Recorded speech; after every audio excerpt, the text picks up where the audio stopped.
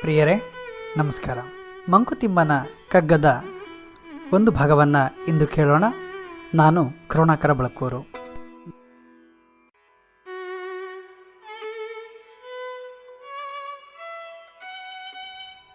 ಇರುವ ಕೆಲಸವ ಮಾಡು ಕಿರಿದು ಎನ್ನದೆ ಮನ ಇಟ್ಟು. ಇರುವ ಕೆಲಸವ ಮಾಡು ಕಿರಿದು ಎನ್ನದೆ ಮನವಿಟ್ಟು. ದೊರೆತುದ ಹಸಾದ ಎಂದು ಉಣ್ಣು ಗೊಣಗಿಡದೆ. ದೊರೆತುದ ಹಸಾದ ಎಂದು ಉಣ್ಣು ಗೊಣಗಿಡದೆ. ಧರಿಸು ಲೋಕದ ಭರವ ಪರಮಾರ್ಥವನ್ನು ಬಿಡದೆ. ಧರಿಸು ಲೋಕದ ಭರವ ಪರಮಾರ್ಥವನ್ನು ಬಿಡದೆ. ಹೊರಡು ಕರೆ ಬರಲ್ ಅಳದೆ. ಹೊರಡು ಕರೆ ಬರಲ್ ಅಳದೆ. ಮಂಕುತಿಮ್ಮ. ಇಂದಿನ ಮಂಕುತಿಮ್ಮನ ಕಗ್ಗದ ವಿವರಣೆಯನ್ನು ಹೀಗೆ ನಾವು ನೋಡ್ಬೋದು. ನಿನಗೆ ಕೊಟ್ಟಿರುವ ಕೆಲಸವನ್ನು, ಅದು ಯಾವುದೇ ಕೆಲಸ ಆಗಿರ್ಬೋದು, ಅಥವಾ ನಿನ್ನ ಜೀವನದಲ್ಲಿ ದಕ್ಕಿರುವಂಥ ಕರ್ಮ, ಅದು ಯಾವುದೇ ಆಗಿರ್ಬೋದು, ಆ ಕೆಲಸದಲ್ಲಿ ಮೇಲು ಅಥವಾ ಕೀಳು ಎಂಬ ತರತಮ ಭಾವ ಇರೋದಿಲ್ಲ.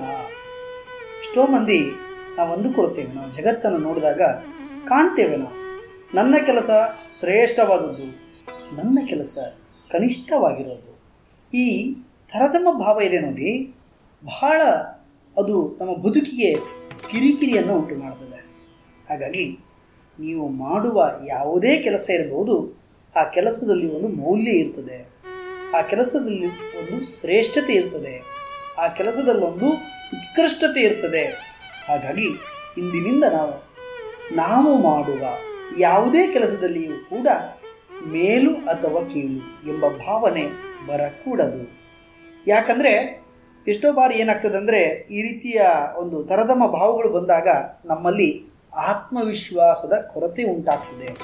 ಆ ಕೆಲಸ ಎಷ್ಟೇ ಚಿಕ್ಕದಾಗಿರಲಿ, ಆ ಕೆಲಸ ಎಷ್ಟೇ ದೊಡ್ಡದಾಗಿರಲಿ, ಅದನ್ನು ನಮ್ಮ ತಲೆಯಲ್ಲಿ, ನಮ್ಮ ಶಿರದಲ್ಲಿ ವಹಿಸಿ, ನಮ್ಮ ಅತ್ಯಂತ ಮೌಲ್ಯಾತ್ಮಕವಾದಂಥ ನಮ್ಮ ಶ್ರದ್ಧೆಯಿಂದ ಆ ಕೆಲಸವನ್ನು ಮನಸ್ಸಿಟ್ಟು ಆ ಕೆಲಸವನ್ನು ಮಾಡು. ಹಾಗಾಗಿ ಕಗ್ಗದಲ್ಲಿ ಹೇಳ್ತಾರೆ, ಮನವಿಟ್ಟು ಇರುವ ಕೆಲಸವ ಮಾಡು ಅಂತ. ಅಂದರೆ ನಮ್ಮ ಮನಸ್ಸನ್ನು, ನಮ್ಮ ಶ್ರದ್ಧೆಯನ್ನು ಇಟ್ಟು ಆ ಕೆಲಸವನ್ನು ಮಾಡಿದಾಗ ಮಾತ್ರ ಆ ಕೆಲಸಕ್ಕೆ ಪ್ರತಿಫಲ ಎನ್ನುವಂಥದ್ದು ಸಿಗ್ತದೆ. ಆ ಕೆಲಸವನ್ನು ಹಾಗೆ ಮಾಡಿದಾಗ ಪ್ರತಿಫಲ ಸಿಗ್ತದೆ. ಹೌದು, ಸಿಕ್ಕಿರುವ ಪ್ರತಿಫಲದ ಬಗ್ಗೆ ಗೊಣಗದೆ.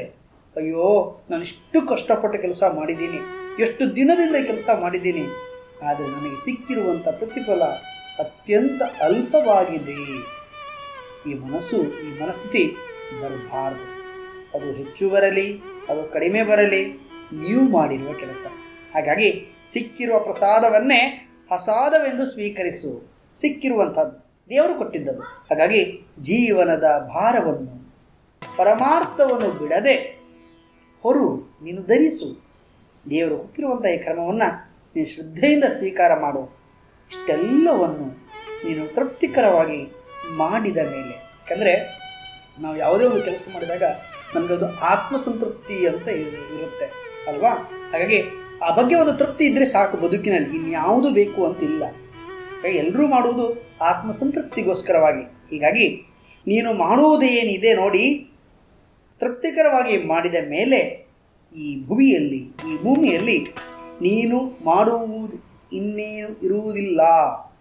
ಹಾಗಾಗಿ ಆ ಪರಮಾತ್ಮನ ಕರೆ ಬಂದಾಗ, ಅಂದರೆ ಆಯುಷು ಮುಗಿಯಬಹುದು, ಮುಗಿದ ತಕ್ಷಣಕ್ಕೆ ಅಯ್ಯೋ ನನಗೆ ಇನ್ನೊಂದೆರಡು ದಿನ ನಾನು ಬದುಕ್ತೇನಪ್ಪ ಈ ಭೂಮಿಯಲ್ಲಿ, ಇನ್ನೂ ಒಂದಿಷ್ಟು ಕೆಲಸ ಮಾಡಲಿಕ್ಕಿದೆ, ಇಲ್ಲ, ಆ ಅವಕಾಶಗಳೇ ಇಲ್ಲ. ಯಾಕಂದರೆ ಭಗವಂತ ಒಂದು ಜೀವಿಗೆ ಇಷ್ಟು ಕಾಲ ಅಂತ ಅವನು ತೀರ್ಮಾನ ಮಾಡಿಯಾಗಿದೆ.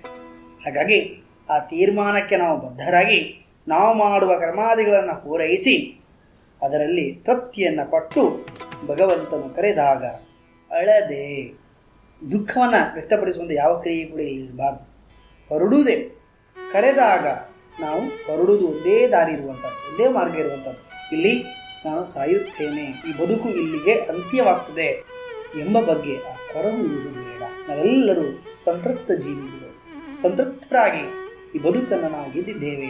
ಜೀವನವನ್ನು ಅನುಭವಿಸಿದ್ದೇವೆ ಎಂಬ ನೆಲೆಯಲ್ಲಿ ಇನ್ನೊಂದು ಲೋಕದತ್ತ ಪ್ರಯಾಣವನ್ನು ಬೆಳೆಸೋಣ.